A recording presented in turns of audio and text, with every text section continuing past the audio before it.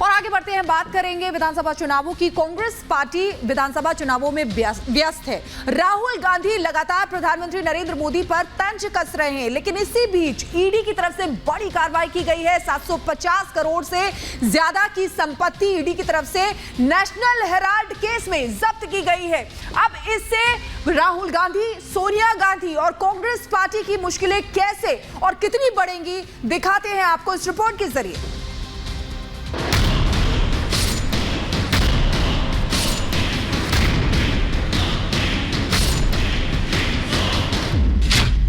National Herald case में बड़ी कार्रवाई।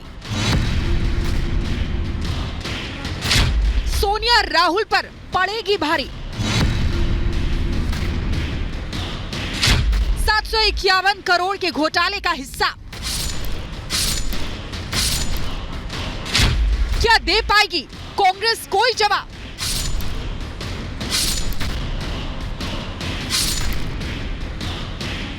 नेशनल हेराल्ड केस में कांग्रेस नेता सोनिया गांधी और राहुल गांधी को ईडी ने बहुत बड़ा झटका दिया है।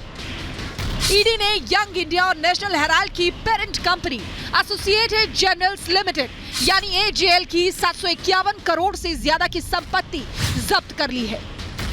नेशनल हेराल्ड मामले में ईडी ने बड़ी कार्रवाई की है। ईडी ने कांग्रेस से जुड़े एजीएल और यंग इंडिया की संपत्तियों को अटैच किया है। आईटीओ पे स्थित हेराल्ड हाउस को भी ईडी ने अटैच किया है। ये जो कार्रवाई है मंगलवार के दिन दिल्ली, लखनऊ, मुंबई में हेराल्ड हाउस प्रॉपर्टी पर की गई है।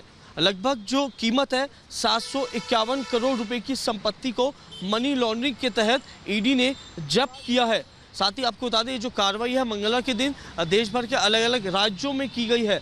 दरअसल जांच में खुलासा हुआ कि एजीएल के पास अपराध से आए पैसे संपत्तियों के रूप में है, जो देश में दिल्ली, मुंबई और लखनऊ जैसे कई शहरों में बने हुए हैं। जानकारी के मुताबिक ईडी की तरफ से ये जानकारी दी गई है कि इस मामले की जांच में पाया गया कि एसोसिएटेड जर्नल्स लिमिटेड के दिल्ली, मुंबई और लखनऊ में मौजूद 661 करोड़ रुपए से ज्यादा की अवैध संपत्तियों में यंग इंडिया का कब्जा है।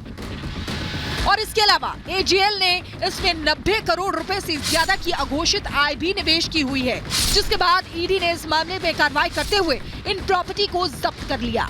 जानकारी के मुताबिक जब्त की गई प्रॉपर्टी दिल्ली, मुंबई और लखनऊ में है। आपको बता दें कि इस केस में ईडी की टीम ने पिछले साल कांग्रेस नेता सोनिया गांधी और राहुल गांधी समेत कांग्रेस अध्यक्ष मल्लिकार्जुन खड़गे से भी पूछताछ की थी और फिर उसी साल अगस्त में नेशनल हेराल्ड के दिल्ली, मुंबई और कोलकाता समेत 16 ठिकानों पर छापेमारी की थी। बताया जा रहा है कि ईडी की कार्रवाई कांग्रेस नेताओं के बयान और इस मामले में की गई जांच रिपोर्ट के आधार पर की गई है। वहीं भ्रष्टाचार के मुद्दे पर बुरी तरह से घिर चुके कांग्रेसी नेताओं पर बीजेपी नेता रविशंकर प्रसाद ने जमकर हमला किया है। बीजेपी नेता ने कहा कि भ्रष्टाचार में डूबे कांग्रेस परिवार को इस धोखे का जवाब देना पड़ेगा। कांग्रेस पार्टी फैमिली अपने भ्रष्टाचार, सत्ता के दुरुपयोग और संपत्ति के लूट का जवाब तो देना पड़ेगा ना आपको। हाँ, तो आप भागते क्यों हैं? इतना ही नहीं, बीजेपी नेता रविशंकर प्रसाद ने कांग्रेस के सिद्धांतों पर सवाल उठाते हुए कहा कि भले ही कांग्रेस पार्टी आजादी की लड़ाई में भाग लेने की बात करती है, लेकिन सच्चाई ये है कि कांग्रेस परिवार धोखे का व्यापार करती है। कांग्रेस पार्टी क्या कहती है? आजादी की लड़ाई में हम लोगों ने काम किया। ये जो पूरी कहानी है नेशनल हेराल्ड की, वो क्या कहती है कि ये फैमिली सिर्फ पार्टी की लेगेसी और फ्रीडम मूवमेंट की लेगेसी नहीं